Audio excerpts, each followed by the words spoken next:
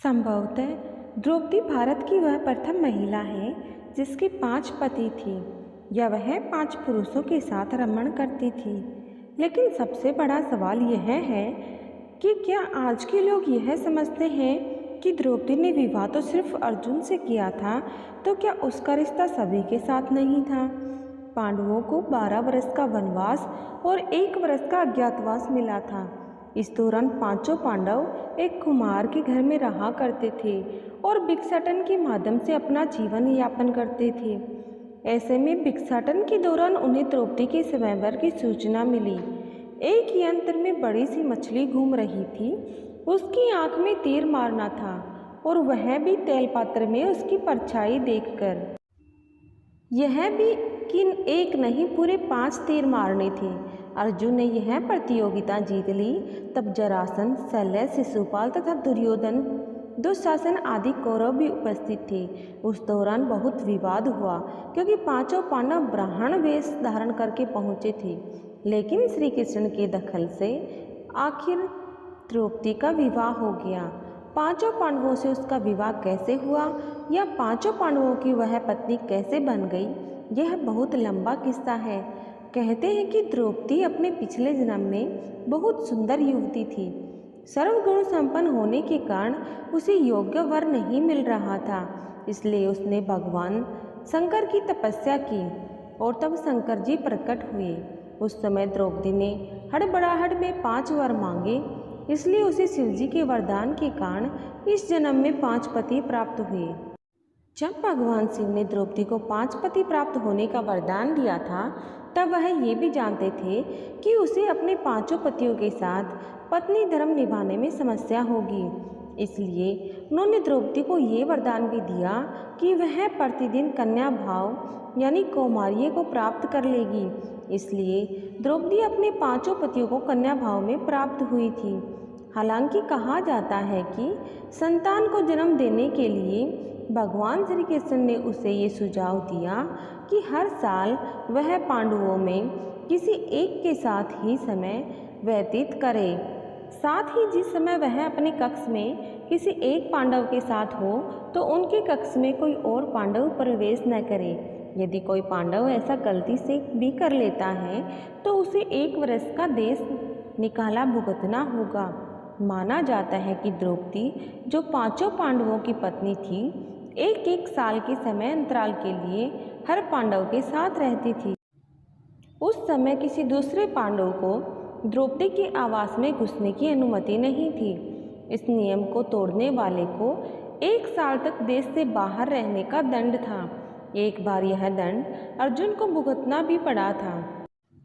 अर्जुन और द्रौपदी की 1 वर्ष की अवधि अभी अभी समाप्त हुई थी और द्रौपदी युधिष्ठिर के साथ का 1 वर्ष का समय शुरू हुआ था। अर्जुन भूलवश द्रौपदी के आवास पर ही अपना तीर धनुष भूल आए, पर किसी दुष्ट से ब्राह्मण के पशुओं की रक्षा के लिए उन्हें उसी समय इसकी जरूरत पड़ी। अतः क्षत्रिय धर्म का पालन करने के लिए तीर धनुष लेने के लिए नियम तोड़ते हुए वह द्रौपदी के निवास में घुस गए। उस दौरान द्रौपदी युधिष्ठिर साथ में थे। बाद में इसके दंड स्वरूप अर्जुन 1 साल के लिए राज्य से बाहर चले गए।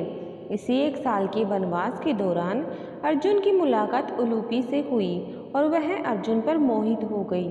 ऐसे में वह उन्हें खींचकर अपने नागलोक में ले गई और उसके अनुरोध करने पर अर्जुन को उससे विवाह करना पड़ा। कहते हैं दोनों 1 वर्ष तक साथ रहे। अर्जुन और नागकन्या उलूपी के मिलन से अर्जुन को एक वीरवार पुत्र मिला जिसका नाम इरावान रखा गया। द्रौपदी के 5 पुत्र थे। द्रौपदी ने 1 वर्ष के अंतराल से 5 पांडव के 1 पुत्र को जन्म दिया था, लेकिन दुर्भाग्य की इन 5 पुत्रों को अश्वत्थामा ने मार दिया था। द्रौपदी और सत्यभामा के बीच जो वार्तालाप हुई वह है, एक दिन की बात है। पांडव और ब्राह्मण लोग आश्रम में बैठे थे। उसी समय द्रौपदी और सत्यभामा भी आपस में मिलकर एक जगह बैठी थी। दोनों ही आपस में बात करने लगी। सत्यभामा ने द्रौपदी से पूछा, बहन, तुम्हारे पति पांडवजन तुमसे हमेशा प्रसन्न रहते हैं, मैं देखती हूँ कि वे लोग सदा तुम्हारे वश में रहते हैं। तुम मुझे भी ऐसा कुछ बताओ कि मेरे श्याम सुंदर भी मेरे वश में रहें। तब द्रौपदी बोली, सत्यभामा, ये तो तुम मुझसे कैसी दुराचारणी स्त्रियों के बारे में पूछ रही हो। जब पति को यह मालूम हो तो वह अपनी पत्नी के वश में नहीं हो सकता। तब सत्यभामा ने कहा, तो आप बताएं कि आप पांडवों के साथ कैसा आचरण करती हैं। उचित प्रश्न जानकर जब द्रौपदी बोली, सुनो, मैं अहंकार और काम क्रोध को छोड़कर बड़ी ही सावधानी से सब पांडवों की स्त्रियों सहित सेवा करती हूँ। मैं ईर्ष्या से दूर रहती हूँ, मन को काबू में रखकर कटु भाषण से दूर रहती हूँ, किसी के भी समक्ष असभ्यता से खड़ी नहीं होती हूँ, बुरी बातें नहीं करती हूँ और बुरी जगह पर नहीं बैठती। पति के अभिप्राय को पूर्ण संकेत समझकर अनुसरण करती हूँ। देवता, मनुष्य, सजा धजा या रूपवान कैसा ही पुरुष हो, मेरा मन पांडवों के सिवाय कहीं नहीं जाता। उनके स्नान किए बिना मैं स्नान नहीं करती, उनके बैठे बिना समय नहीं बैठती। जब जब मेरे पति घर आते हैं मैं घर साफ रखती हूँ, समय पर भोजन कराती हूँ, सदा सावधान रहती हूँ। घर में गुप्त रूप से अनाज हमेशा रखती हूँ। मैं दरवाजे के बाहर जाकर खड़ी नहीं होती हूँ। पतिदेव के बिना अकेले रहना मुझे पसंद नहीं। साथ ही सास ने मुझे जो धर्म बताए हैं मैं सभी का पालन करती हूँ। सदा धर्म की शरण में रहती हूँ। दोस्तों, कहानी अच्छी लगे तो कमेंट करना ना भूलें, वीडियो को लाइक एंड शेयर करें। प्लीज़ प्लीज़ प्लीज़ चैनल को सब्सक्राइब ज़रूर करें। धन्यवाद।